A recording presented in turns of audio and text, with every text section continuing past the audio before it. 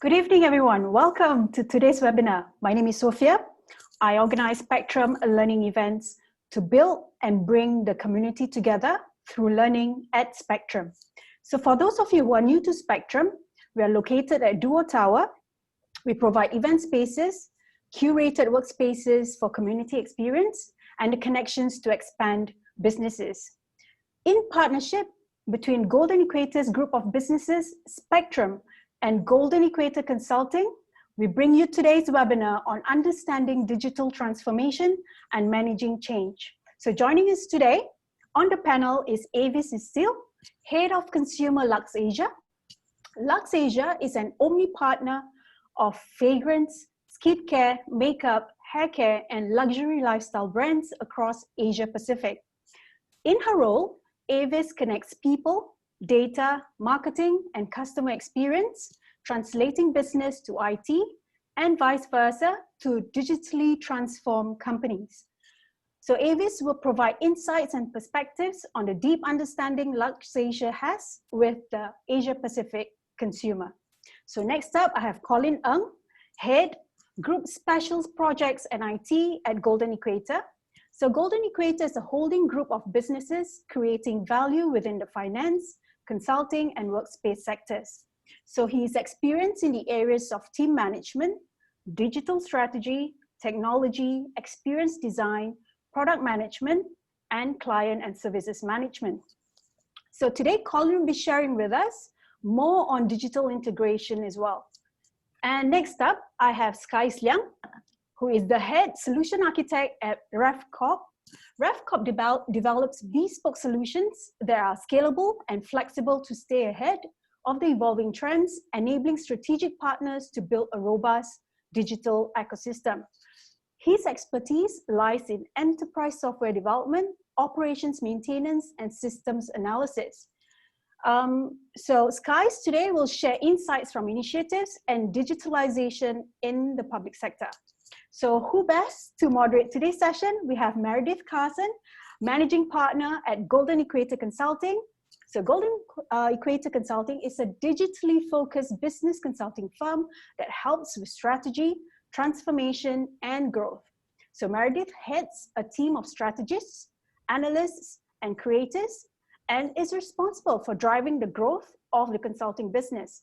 She has worked with industry leaders, cross-market and cross-disciplinary teams to design and facilitate digital programs. So before we start, audience, if you have any questions, please post them onto the platform here. So without further ado, Meredith, over to you, please. Thank you. Thank you, Sophia. Hi, everybody. It's a pleasure to have you all with us today. And I'd very much like to thank all of our panelists for joining us. We've got quite a meaty session coming up for you. We're going to welcome your questions, and we've also obviously prepared a few to get through. So without further ado, I'm going to share my screen and let's get started. Well, I think just first of all, a couple of cold, hard facts. So today, we are going to really maybe perhaps throw a bucket of cold water over digital transformation and emerge ideally feeling refreshed and ready for action. So we're going to start that with a couple of cold hard facts. When it comes to digital journeys, 89% of organizations face huge challenges. So we're going to talk about what some of those challenges are. And people like Skies and Colin, who regularly consult a range of different organizations, are going to give you maybe an insight into some of the common challenges. You can also see there, 70% of organizational digital journeys hit roadblocks and fail. So the idea today is to have you all on the right side of history by having some remarkable speakers share their experience and their insight. So this here is talking about digital journeys. You know, there's a wide range of digital journeys that people can take, and we will go into some of those different digital journeys. But when it comes to digital transformation specifically, you'll see that while 84% of companies believe that digital transformation is crucial for business performance. Only 3% of organizations have finished any company-wide digital transformation initiative. And these figures are absolutely astounding. And as you can imagine, trying to find an organization that has gone through the company-wide digital transformation is like finding a needle in a haystack. And for that reason, we're very pleased to have Avis Easteel join us, along with Colin and Skies. One of the clues into why organizations hit roadblocks and fail, I think you'll find that the subject and the theme of alignment is going to come up time and time again in this discussion. And it starts from the top. So another survey says that 69% listed the C-suite effectively as the main stumbling block when trying to push through digital initiatives. And again, we'll touch on that today too. But first of all, let's open up with a little bit of a definition around some of these digital use cases.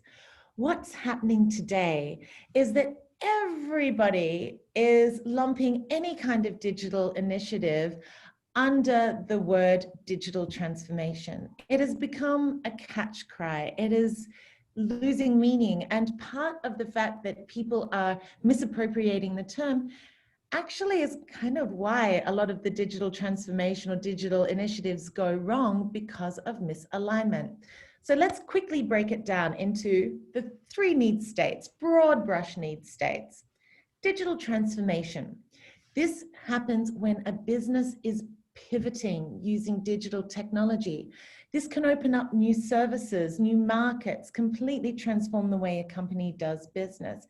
A very obvious example of this is Netflix. Used to be a DVD company, and now we see it as the full entertainment Goliath that it is today. Avis will be talking about LuxAsia's digital transformation. Then there is digital integration. And this is a very common business process that is happening today that a lot of people misappropriate for digital transformation. So digital integration is when a business implements digital technologies and digital processes in a way to move from manual to digital in order to keep up with the times. And when you hear terms bandied about such as digitalisation and digitisation, this all falls under digital integration. As you can see, there are so many digitals, so is it any wonder that people get confused? And lastly, an emerging issue, which is the need for digital optimization. And digital optimization is to help a business streamline its digital systems and processes when something called digital bloat occurs. And I'm sure many of you have experienced this before, when there's so many different systems and conflicting digital processes that it actually becomes easier to do things manually. So if we have time, we'll talk a little bit about that too. But with these definitions out of the way, I'd like to jump in and start with getting a little bit of the panelists' feedback. So I think, Avis, let's start with you today. LuxAsia already had the reputation of really, really deeply understanding its APAC customer. And you have hundreds of brands and partners and different customer interaction points. You must have already had so much to manage. So what was it that inspired you to take on the initiative that you've taken on? And maybe you could share a little bit about it. Sure. So for us, digital is do digital or die. Our consumers are moving online. Our processes were becoming more complex. And we knew that we had to become more productive as an organisation. Just understanding how a customer buys in store, that's great, but it's not enough. They wanted more channels. So for us, the change has been moving us to an omni-channel approach. So we've added e-com, we've added marketplaces, we've added chat and shop, which are all consumer facing. But in the back end, We've also added staff rostering, A&P, how we actually take stock counts at counter, because all of those things take time and they distract you from the thing that matters, which is selling to consumers and making sure we're giving great service. So for us, it was an imperative. The idea came from our chairman, so we didn't have that issue of the CEO suite not being behind us. Our chairman is very visionary. He brought in a CEO and a team of people to work with the business and to blend. So our digital transformation had to take the best from our online business alongside it. And that's been probably the strength of it, because it's very easy for digital teams to bring digital skills. But actually to bring an organisation with you that have other skills that your digital teams don't understand, and to blend them into something that gives great customer experience and fabulous sales takes art and time. And it also takes, a huge culture shock, because we talk different languages. I can remember talking to our retail operations teams about how we run mechanics, so discounts, gift with purchase, whatever in store. And they were talking SAP to me. I understood all the words, but didn't understand what they meant. Mm-hmm. And so you find that you get these clashes consistently along the way. And it's how you blend the people together to speak a common language and understand a common outcome that really is the thing that matters.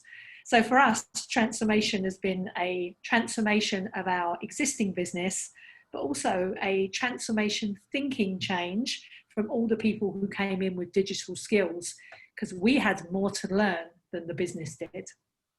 Wow. I'm thinking here, Colin and Skies, you both come from a very technical background.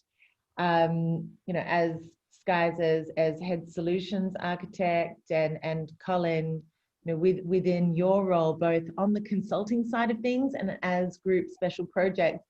Do you have any experience that you might like to share with us in terms of learning so many different languages? So, for example, Colin, you worked on this amazing project with Equatorial Marine Fuel, which is all about marine fuel bunkering. How did you get to learn the language? Can you share a little bit about your experience? Yeah, sure. So they came to me with a problem. Basically, they are looking to optimize their operations. Now, I'm not sure if everybody knows what marine bunkering is, but I think to really put it in a one-liner, is essentially they basically refuel ships that comes into Singapore waters. So you just need to imagine the amount of planning and logistical arrangement they need to do, because the ships carrying the fuel is very limited. So there's a lot of trips that they have to make. So there's actually a lot of room for errors as well as optimization. So it's a very traditional industry. So a lot of their planning has always been done via Excel sheets or pen and paper. So the questions that they had in mind was, actually, how can we optimize our operations to reduce costs and also to increase their top line? And because it's a very traditional industry, we had to go in and really study their process. The C-suite would have a set of questions or goals that they want to achieve. But as we go through the different layers of the teams and the company organization, we realize that they all are concerned with different aspects of the same problem, and they do speak very different lingo. It's facing the same direction, looking at the same problem, but they just see it differently. And that actually really impacts when you try to do a transformation project across the whole organization. Yeah. So even like through different functions of the business across different levels, there are many different languages to be understood. Skies, do you have anything to add here? Obviously, you've done a lot of work within the government sector. Do you find that there's a lot of translation work required? Yes, I think there'll be a lot of translation work to be done. I think because for digital government, they usually try to promote active citizenry. So I think there's making more platforms more user-friendly, information more accessible. Right? Mm-hmm. Mm-hmm. And Avis, you said you had some lovely words there, that It took art, it took time, and it took a culture shock. And I think what's so special about what LuxAsia has achieved is this is not just a front of house scenario when it comes to transformation. LuxAsia had to change in a really, really profound way. So from the shop floor all the way through the back office functions, all the way to even transforming the warehouse. And I think that a lot of people don't necessarily understand just how deep this sort of transformation can be required. So maybe we should break down some of the component parts here.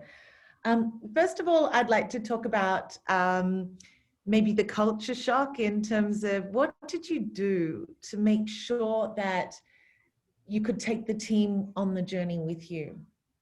So this is a continual process. You can't just do it once and it's done. It's something you have to do every day. We've got a very flat culture. We're not particularly siloed. We're very collaborative as an organisation, and that's part of our strength. And as an organisation, we're also entrepreneurial. So people have, the ability to change and to join in, and they're curious. But that doesn't mean, of course, everybody wants to change simultaneously. So a lot of the work has been around communication. How do you make something that's big in terms of a change program into something that people can understand? So we put this into pillars. And then, if we just look in my piece, which is a part of the transformation, consumer marketing has a central role now. So we had to bring all the brand managers with us, all the marketeers with us. We changed systems. We changed insights panels. We can now get insights on all of our brands, all of our stores, all of our categories, and we plan differently. But to do that, we had to bring retail operations with us, and they had to have new tech in stores. So they helped design the tech. And behind all of that, of course, we needed e-com options and chat and shop and all those other things, which needed a whole new skill set: store operators, customer service, integration to our SAP system where our stock is, warehouse integration. And you have to change the way you pick and pack. The way you pick and pack to business is different to the way you pick and pack to consumers. So you can see just in that small amount of the project, ignoring all the work our brilliant IT people did, and our finance did, and our communications people did, and our T&E people did, HRTU, talent and excitement in our world. This became a huge project. You kind of couldn't be outside of it, no matter where you were sitting. Mm-hmm. And that became a remorseless task for us, because you had to keep explaining, and everything you had to explain in terms of where we were going. This thing we're working on now, which is hard because change is hard, is a part. It's not the whole change. It's part of the change. And when we put all those blocks together, then we get to stand back and see the change. But I think, one of the reasons why things fail, and you gave us the stats earlier, is because people think just saying it makes it happen. But actually, just delivering it doesn't make it happen either. You then have to do this constant check, KPI management, retraining, occasionally getting grumpy, usually celebrating process that happens every hour of every day. And you have to keep telling people why, celebrating the results, getting us to stop as an organization and going, wow, look what we did, is a real challenge for us. We don't do that. So I think when we look at transformation, I think a lot of people try and see a big picture, which you need to see. They don't break it down into the smaller chunks. And if they do, they don't relate them to each other or back to the big picture. And they don't realize how many times you have to say it. If I don't go through the day every day saying you have to collect consumer data and you have to collect their sales transactions so we can get insight and do marketing automations, I've really not been to work. Mm-hmm. Did you have, you obviously, because of the way that this was so well planned out, but it's one thing to know something theoretically when you put together the plan and the blueprint. It's another thing entirely to go through it. Oh yeah. I mean, it didn't go to plan. The plan was there and we changed the plan as we went along. We had a very agile approach to each section of the plan. And sometimes we kind of looked at ourselves and said too much and had to step back again and break it into smaller parts.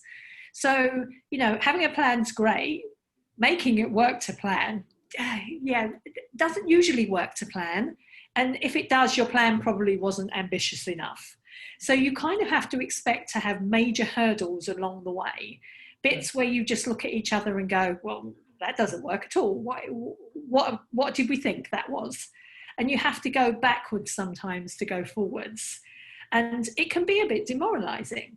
And we have this thing which we have, our CEO Wolfgang, called the Valley of Tears. And in every transformation, you walk through the Valley of Tears many times. And what we've also noticed is that different groups walk through the Valley of Tears at different times. So our leadership team were the first group to walk through the Valley of Tears. So at least we've been there before our next level down that were involved. It's tough to keep walking when everything is really hard, not working, got challenges, more complex than you hoped. But the Valley of Tears ends. You know, you have smaller valleys of tears as you go along, but it does end and it does come back, and then it goes away and it comes back. And I think that's one of the things that people are too optimistic about in change. Change is hard, and people should understand that this takes resilience and it will be remorseless. And if you don't understand that, then you will be in the percentage that fail. Mm-hmm. That's just, you just put that in such human words. I saw Colin nodding away there at many different points in Avis's comments there. Colin, as a recovering project director, what do you have to say about managing the project, and when you go about mapping a solution and the readiness for change? Maybe you have some insights here that you'd like to share in terms of, let me be specific, what advice do you have to give to people who are considering going through this journey? What would you suggest for how could you best prepare them from a planning perspective? I think there's a lot that we can talk about on this topic, but I do agree that there's really a misconception on change. The whole idea around like, okay, I just need to do this once, I just need to change once and it's done, right? It's done, it's a one-time pain. It's really not true, because you have been running the business for 5, 10, 20, depending on how many years of business has been in operation. And going through this this transformation means that you're really going to change how your everyday looks like. And I think for a lot of people in a company, it's going to be an ongoing process. So I think that's the first expectation to manage. I think when it comes to advice on if you're trying to get started, there's a lot. Perhaps I'll start with some of the pain points, right? A lot of companies, they are usually very tempted to get someone internal within the company to really lead this kind of initiatives. It is possible, but you have to be very careful in selecting the person or the team to really helm the project itself, because if you are in a company for many years, you are usually quite resistant to change yourself. So if you want to ask yourself critically, like, will I have a biased plan towards what I want to change? So generally try to get external perspectives, because I think being neutral and being objective, being able to say that this process is something we need to change, not having that emotional attachment to certain initiatives or assets can be quite critical to really evaluating what needs to change in the business itself. It's usually a costly process, so don't jump right into it. You do need to have a very broad perspective or very wide overview about what you need to change. Always make sure to understand why you're doing it. I think at all levels, right? Top, middle, bottom. So just make sure you know why you're doing it, because I think I really second Eva's opinion on this, is that if you don't know why you're doing it, when you go through the transformation journey, and usually it takes quite a while to go through it and it never ends, you tend to forget why you're doing it, and it suddenly becomes very painful. So you need that motivation, the objective. You need to keep people their eyes on why we're doing it. So that would really kind of anchor a lot of your conversations. Have a proper team to do this, because genuine transformation occurs across different functions. It's quite impossible to find a single person that is able to do everything from finance, administration, operations, to tech, to digital, to data. So you need a proper team to really run this. And I think my last point is more on the stakeholders, which is, I think, goes back to your statistics right at the start.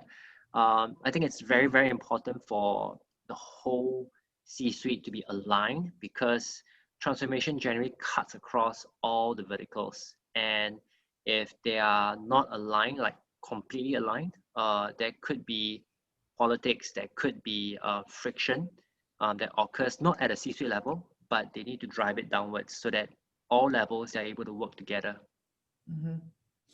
And I think, thanks for sharing that, Colin. I think, Skies, some of these points may resonate with you as well. So I think cascading all of this through the panel of speakers, just so everybody's more than clear when it comes from the three of you.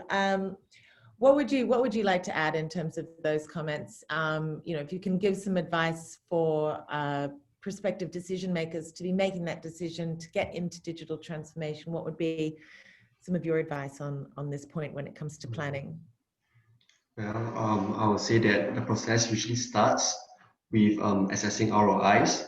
I would say that to focus on the timeline, because timeline is very important. There can be a lot of changes along the way. So how we can actually arrange the timeline to different stakeholders, and how deep the research can be, the research process. So I think because there's always a dependency between changing priorities or even the associated workflows. So we should be identifying key stakeholders that can help us to pinpoint certain pain points, and also to identify the goals on which, or the senior management, how they want to go ahead to, I would say, more of the set expectations. Yeah. Okay, cool. I think that I want to noise things up a little bit and get a bit controversial here, because I have a feeling that Avis may not agree with necessarily all the points here. So for instance, I know that analysis paralysis is something that Avis, you would certainly warn against, and talk about the need to just move and to keep moving. Are there any comments that you'd like to share around that? Yeah, I think it's very easy to try and find all the answers. And the trouble is they don't exist. You don't know all the answers. And even if you look for the rest of your life, you'd be unlikely to find them. And I think this fits in very well with Sky's timeline. So sometimes, I come from digital marketeers A/B test. And I do think that sometimes an A/B test on a hypothesis is much better than digging down onto the analysis, because what you find is you end up doing so many assumptions that it becomes invalid. So we have this view that, you can fail quickly and, test. And, I can probably fail 5 times before some people can finish their analysis. Now, that doesn't make me the queen of failure. That makes me the queen of A/B testing, which is a totally different thing. I may have got to F, of course, rather than just B. But I do think sometimes you have to work it out in the real world.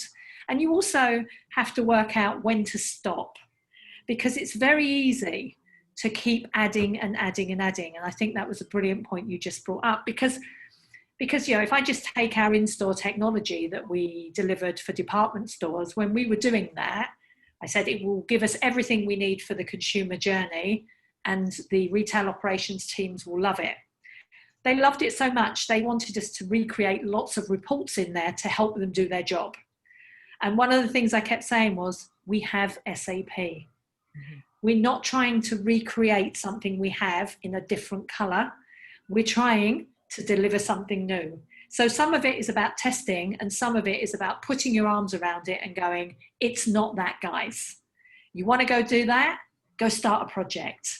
But let's make sure it's this. And I have to say, our retail people were brilliant in understanding that. And they very quickly said, yeah, you're right. We don't need that. Let's get this bit done. So yeah, testing and failing and testing and succeeding is a really important thing. In life, we all did it when we learned to walk, and in transformation especially, because it just doesn't go to plan as much as you make those assumptions. Mm-hmm. Very much. Okay.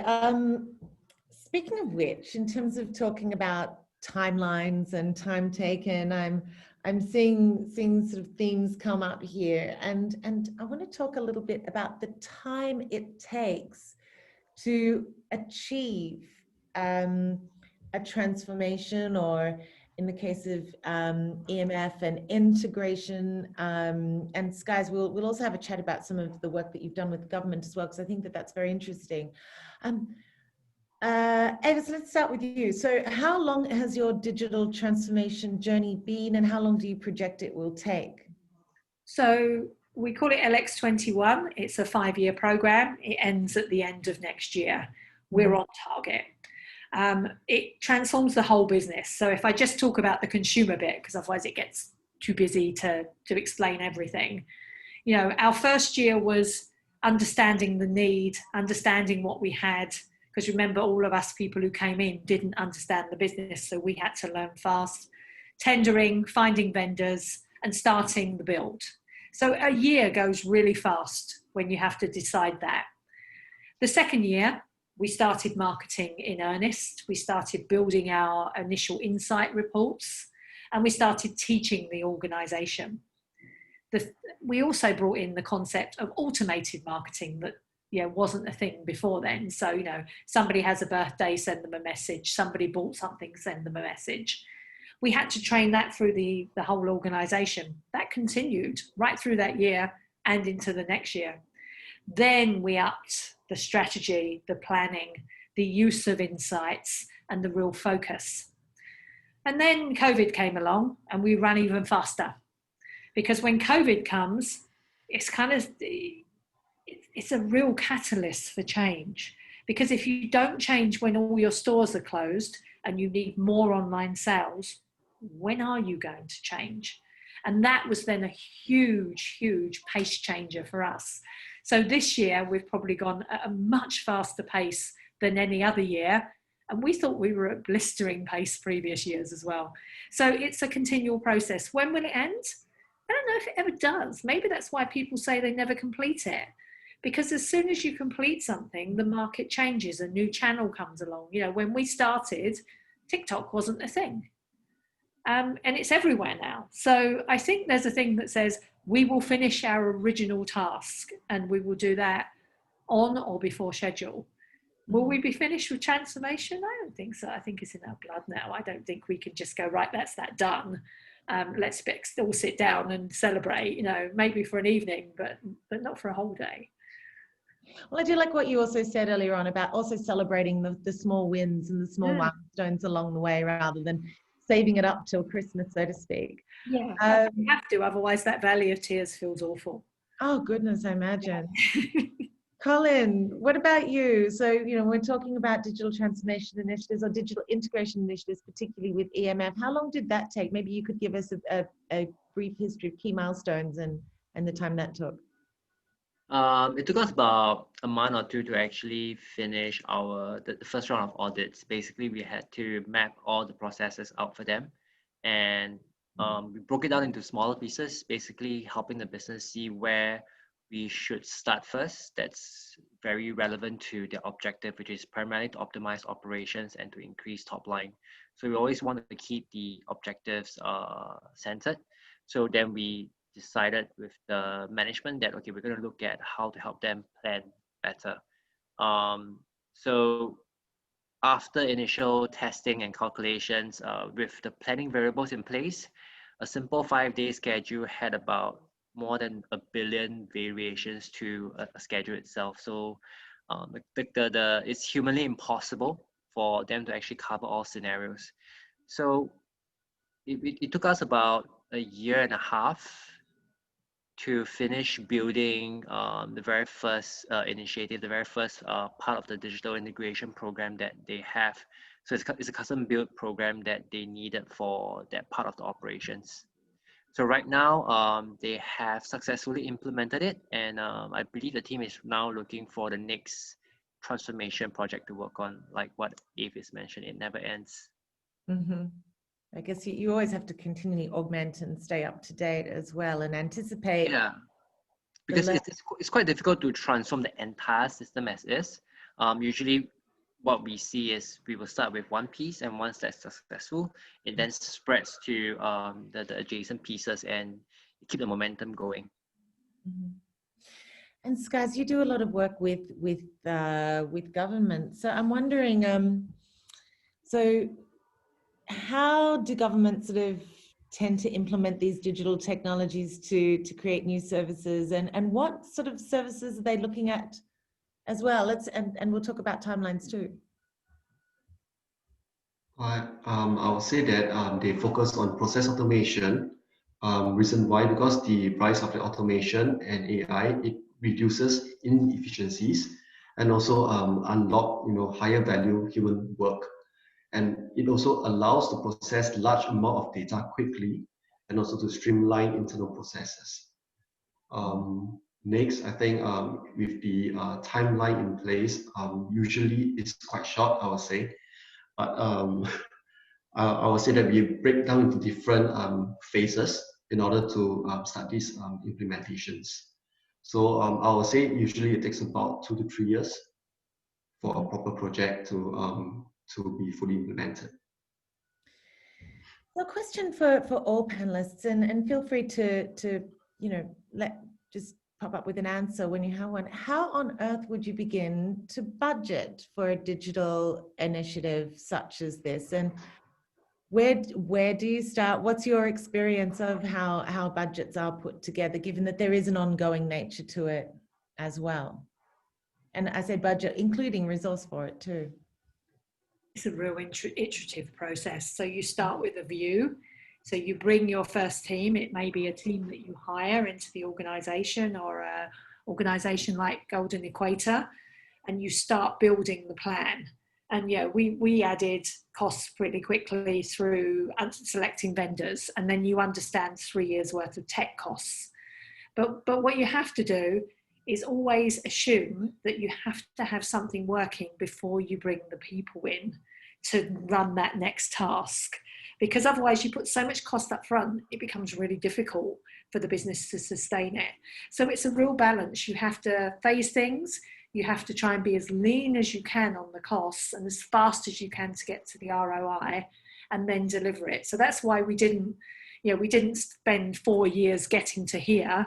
We very quickly chose, delivered, taught, and we taught people gradually, starting with marketing, then going marketing automations, then going insights, then going planning, and then going taking things out of the plan.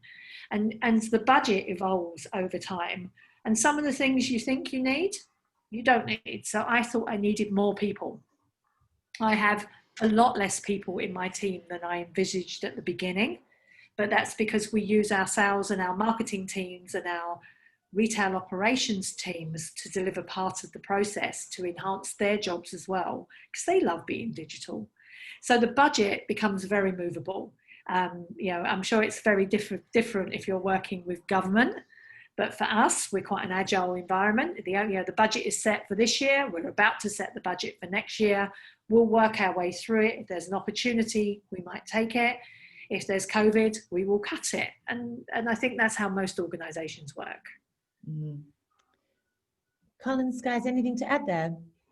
I think for my side, it's pretty similar. It's not difficult to do projections for like 3 to 5 years, but I think we have to know that it is a projection and it's going to be quite inaccurate. So the key part for for myself is that usually the more accurate projections comes when you break it down into smaller pieces and you start your first team.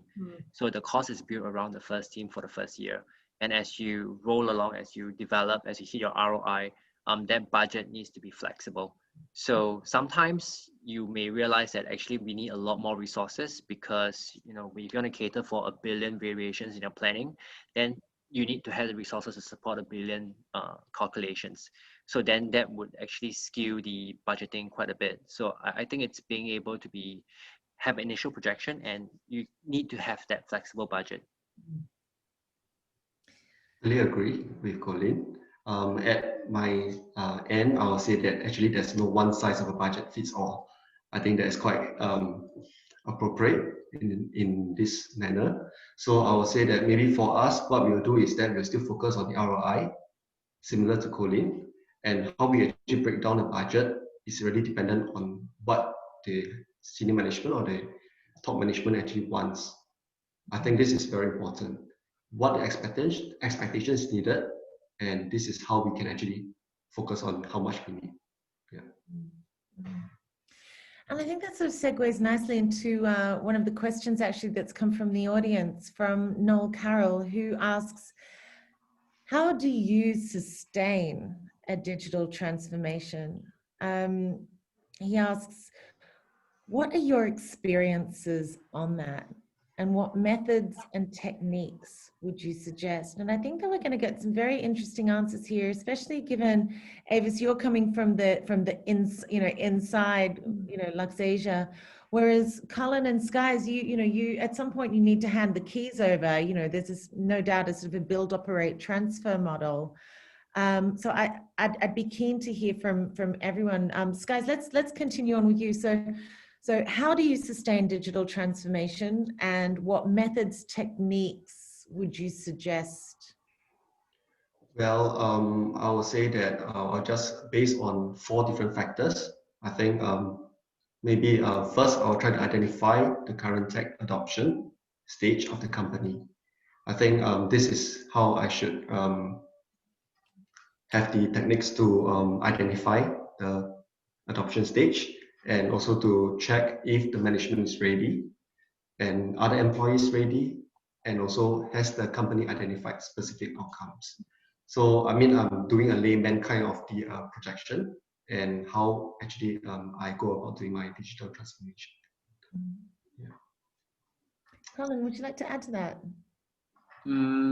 For me, we would generally focus more on the people side of things. Basically, I think identifying every team or every level, and then recruiting a champion from the company itself, basically to involve them, include them, make them feel included, that this idea is, as much as this is from the management or is it from us, but they are as involved in it as us, right?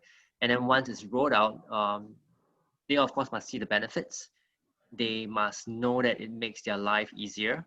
And once they become the champions of the solution, most of the time they would exert like peer influence, horizontal influence, to make sure that everybody at every single level is moving along with the new solutions. So that usually will help to keep the whole company aligned and moving forward. But of course, there must be programs in place to make sure that people are trained to use the new solutions, and new joiners are aware, or they are brought on board the new solutions as well. Mm-hmm. I think people side of things is going to come out very, very strongly. I think from experience that we've seen with a client of ours, Sansiri, they were sort of so intent on ensuring that everybody stayed up to date. Did a fantastic job with regular town halls, regular communications. The internal communications was absolutely integral. They ended up as well popping notes on or posters on the back of bathroom doors that when anyone went to the I remember that. You remember that, right? Yeah, we've all done that. Avis, tell us, what are the secrets to Noel's question? So how do you sustain it, and what methods and techniques would you suggest? So I don't think there's really a secret. I think it's stubbornness, perseverance, and sometimes just stopping people using the old ways. So you do have to have a bit that goes, we are now doing this way, and there are now KPIs attached to it. It is your job. Mm-hmm. Yeah. So I think it also fits into Adam's question about resistance. You only sustain it if you can get rid of the resistance in the process. So some can be sustained by the leadership pushing, the next orders coming down, setting KPIs. We always chose a country or a team to champion. So our Singapore team is it's our home base. They championed along with us. And then the Singapore team took the transformation to the next countries. Mm-hmm. Now that's great, because what that does is it gets the experts of using it in the real life, your champions, they get to go and talk to other countries and teach them how to do things, because they're usually much better than us guys who implemented it, because they understand it on the ground, and it let us run to the next thing. Mm-hmm. So I do think a lot of it is about just being determined that there is no other way. Mm-hmm. And that sounds harsh. Mm-hmm. But why would you deliver all this stuff and then give everybody else the option not to use it? You invest all your time and your money. We've agreed it strategically. As a leadership team, we've all run like mad people to get it done. Surely you can't just opt out. So I think that bit about just common good management is the answer for us. It's not a magic thing. It's not a technique. We have this thing, this is the way we do things around here, really makes a difference. And when you get enough people using it, the resistors, the milers, the people who don't want to come play, they either come and join in line or they go somewhere else. Either's good, but you have to get to the point where the majority of the organization want to use it, and it is just what we do. And that can be easy sometimes, because you take away horrible systems that people find difficult to use and they just come willingly, or occasionally they don't want to come at all because they're busy. It's not because they're resistant, it's not because they're change resistant, they've just got too much to do and my brain is full and I cannot cope. And there you have to coach and tease and bring them gently. So it's, you have to get them off one by one. We've got 2,000 people. I wouldn't say they're all done yet, but the vast amount are in, and that then gives you momentum. And this is really tapping into that change management aspect here, talking about the communication and taking people on the journey with you. And, Avis, you've mentioned it's not necessarily for everyone, this sort of change, and there may be some people that you lose along the way, right? Yeah. That's how life is, isn't it? Not everybody enjoys this. The speed, the remorseless execution, the valley of tears. There are lots of other options in the market. You don't have to do this for a living. And some people have brilliant skills that they can take to other organizations and they can be very happy there. And so it's not a failure that people leave. It's a success that they've worked out where they want to be. And then we bring in different competencies, different curiosities, and we move on. So, we have had a level of attrition. In most change programs, you do get attrition. We don't all end up at the end the same people. Even at our leadership team level, we have had a change in leadership, because from where we were to where we are is a totally different set of skills. That doesn't say that those people were bad people. They were brilliant people. They delivered well for us. They built the company to make it possible. But they have skills that are more valued elsewhere and that they want to use elsewhere. So we celebrate the fact that they go and get different jobs and do brilliantly there, because one thing I do know is working for us, you do get quite good at what you do, because you have to run at pace even when we were offline. So we celebrate the fact that they've gone and found better things, and the people who stay with us, boy, they learn a lot.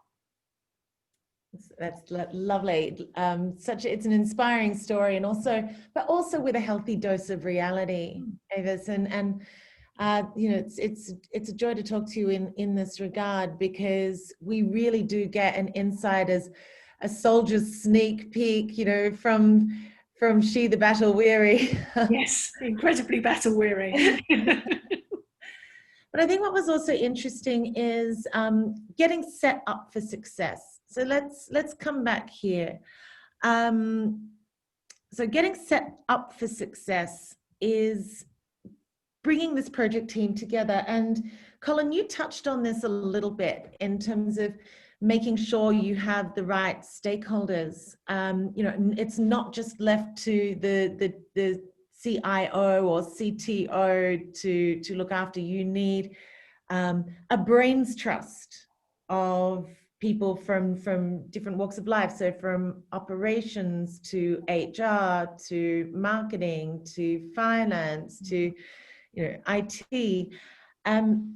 Avis, have a chat with us about who you put together and also the levels of the brains trust that you put together to execute this and ensure success from the get-go. So I'm a great believer that you need to know how it works on the floor. You know, it's all very well in me coming in and pontificating about an in-store tech and what's it going to do. I really know nothing.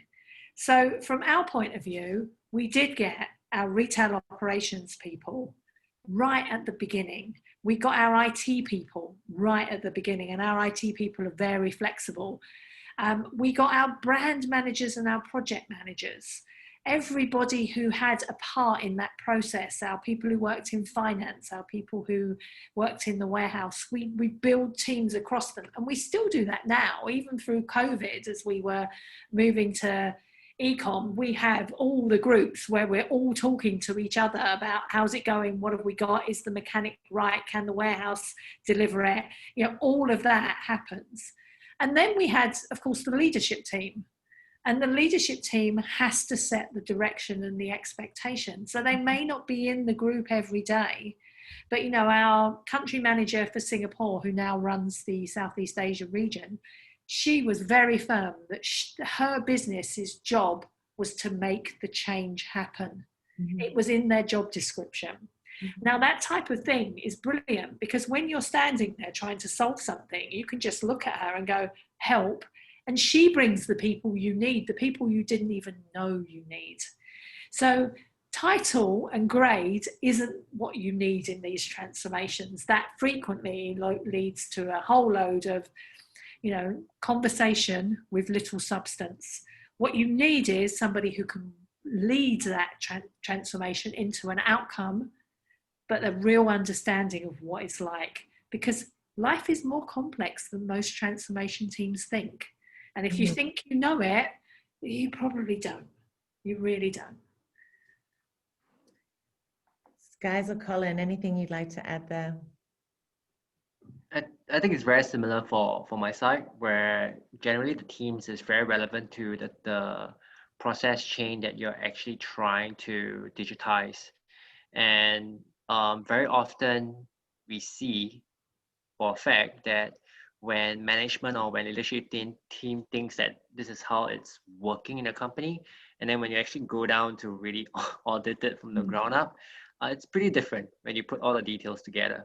And that is where all these insights and all these small bits of details, when you put them together, it actually changes how things work quite a bit.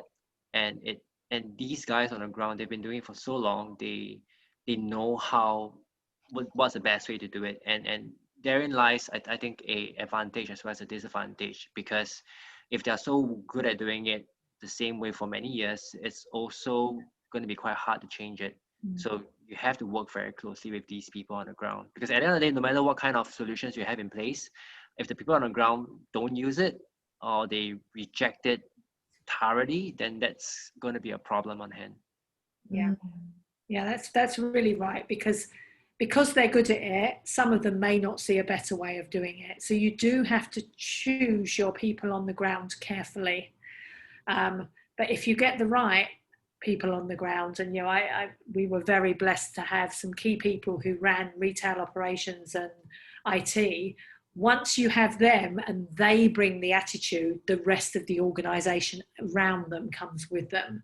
So, you know, don't choose a mood hoover, I think, is my advice. Choose someone who can, you know, bring it along, you know, add some good value, but also smile along the way, because remember, they're doing this transformation as well as their day job. Most people don't get to do transformation as their main job.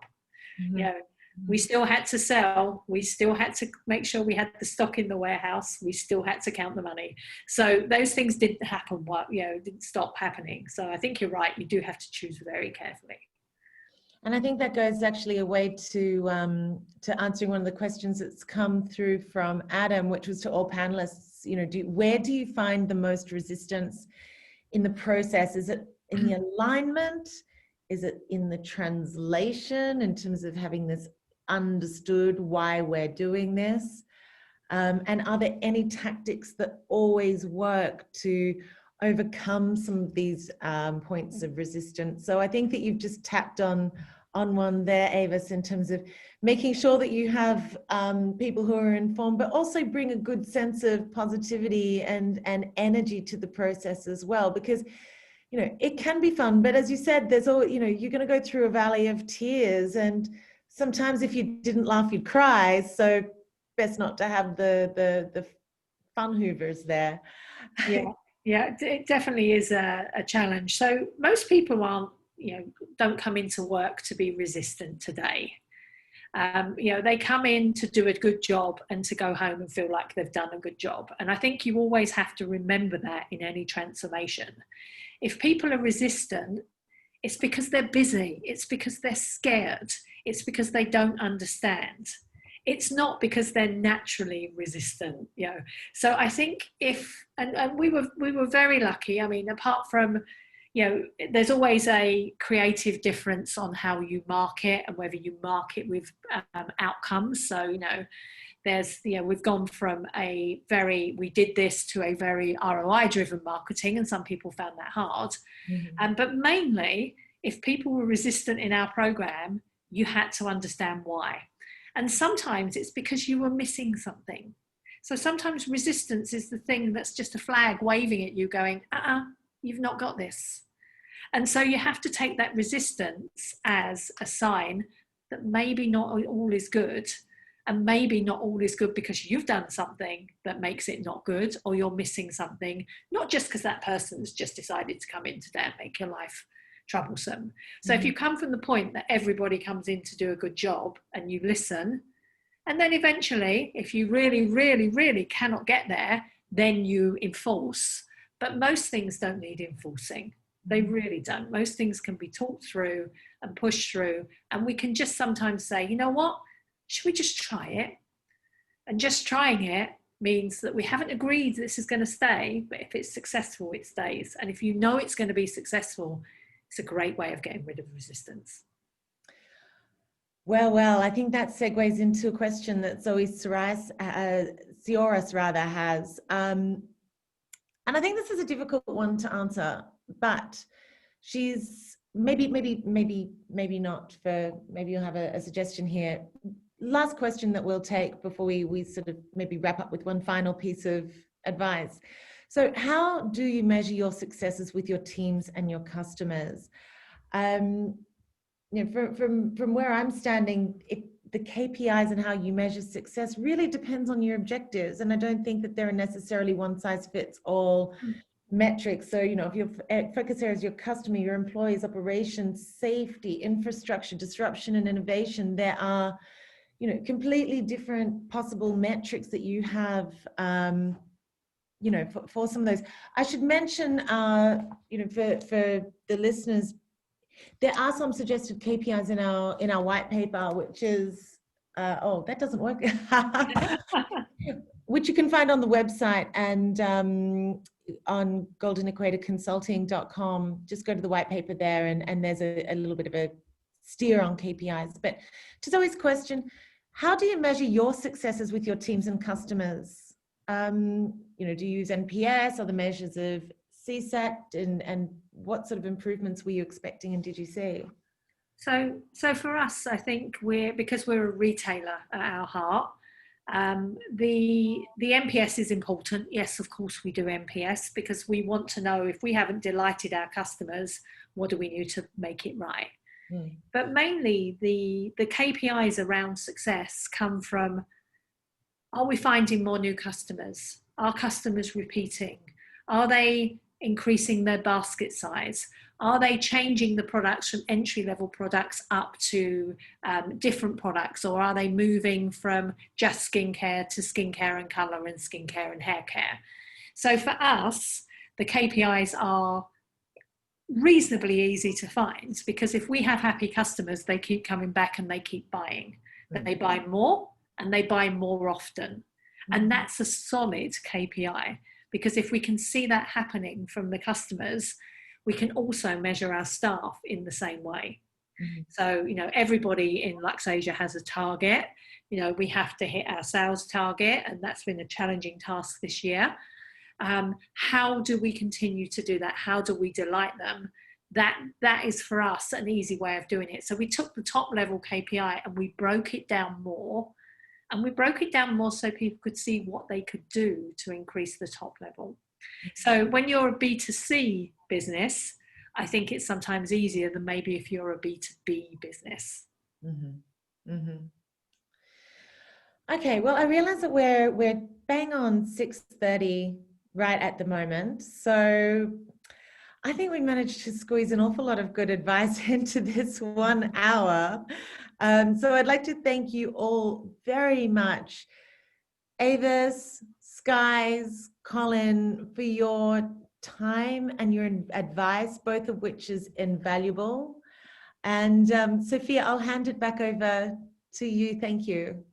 Thank you, Meredith. Thank you, Avis, Luxasia, Colin, Golden Equator, Skies, RevCore, and yourself too, Meredith, to do this in partnership with us, Spectrum. So I'd like to also thank the audience for joining us today. So the recording will be made available after the event, and also we'll send you the link to the white paper for your reference as well. So audience, before you, after you exit from the webinar, please help us to fill up the feedback form. And do join us on 26th of November for a breakfast webinar on FinTech for the Unbanked, Indonesia's largest opportunity. So I'd like to thank you very much. I'd see you on 26th of November. Stay well, stay safe. Thank you. Thanks, everyone. Thank you. Have a good Thank evening. you. Bye. Thank you. Bye.